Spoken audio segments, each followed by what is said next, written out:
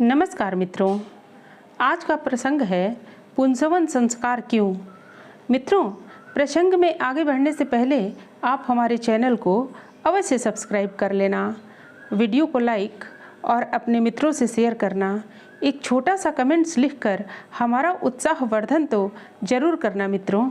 तो आइए चलते हैं प्रसंग की ओर।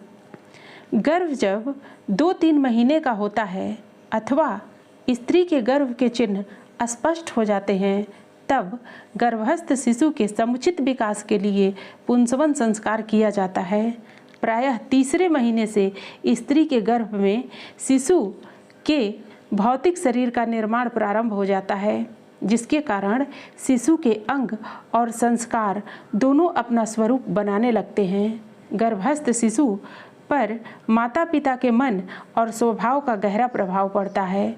अतः माता को मानसिक रूप से गर्भस्थ शिशु की भली प्रकार देखभाल करने योग्य बनाने के लिए इस संस्कार का विशेष महत्व है।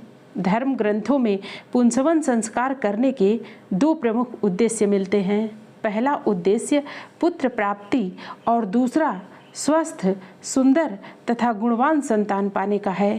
पहले उद्देश्य के संदर्भ में स्मृति संग्रह में लिखा है, इस गर्भ से पुत्र उत्पन्न हो इसलिए पुंसवन संस्कार किया जाता है।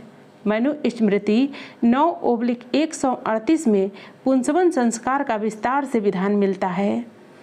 पुम नामक नरक से जो रक्षा करता है उसे पुत्र कहते हैं। इसीलिए नरक से बचने के लिए मनुष्य पुत्र प्राप्ति की कामना करता है। मनु महाराज के शब्दों में गर्भ के अंदर कन्या शरीर न बनकर पुत्र शरीर ही बने, यही पुंसवन संस्कार का फल है।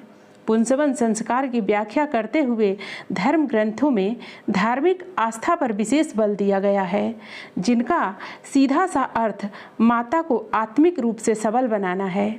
यथा जो लोग वेद मंत्रों की अलौकिक शक्ति पर परम श्रद्धा रखकर पुंसवन संस्कार करते हैं, तो इससे स्त्री के भाव प्रधान मन में पुत्र भाव का संकल्प उत्पन्न होता है।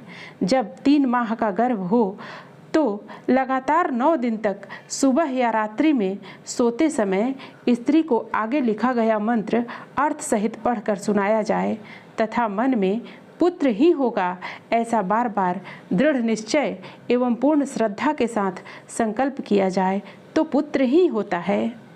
पुमाग्निः पुमानिद्रः पुमान देवो बृहस्पतिः पुमांसं पुत्रं विन्दस्व तं पुमान्नुजायताम्।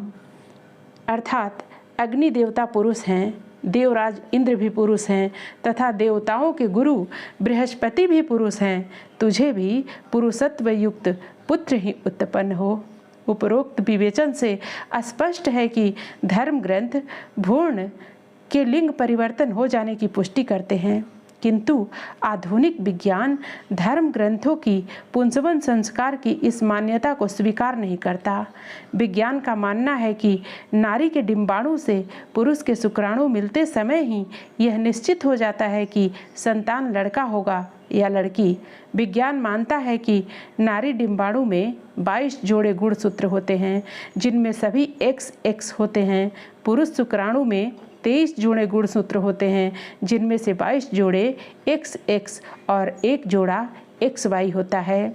यदि स्त्री के X गुणसूत्र से पुरुष का X गुणसूत्र मिलता है तो संतान लड़की होती है, और यदि स्त्री के X गुणसूत्र से पुरुष का Y गुणसूत्र मिलता है तो संतान लड़का होता है।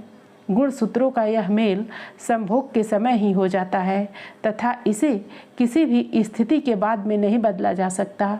अतः 2 या 3 महीने के बाद यह तो पता किया जा सकता है कि गर्भ में संतान लड़का है या लड़की है, किंतु किसी भी विधान से इसको बदला नहीं जा सकता। पुंसवन संस्कार से लिंग परिवर्तन के संबंध में धार्मिक ग्रंथों की निश्चित धारणा और विज्ञान के प्रामाणिक तथ्यों में आज भी मतभेद बना हुआ है, किंतु धर्म ग्रंथों के दूसरे उद्देश्य अर्थात गुणवान संतान की प्राप्ति के लिए पुंसवन संस्कार के महत्व पर आपत्ति नहीं की जा सकती है। मित्रों, फिर मिलते हैं अगली प्रस्तुति में नई जानकारी के साथ। धन्यवाद।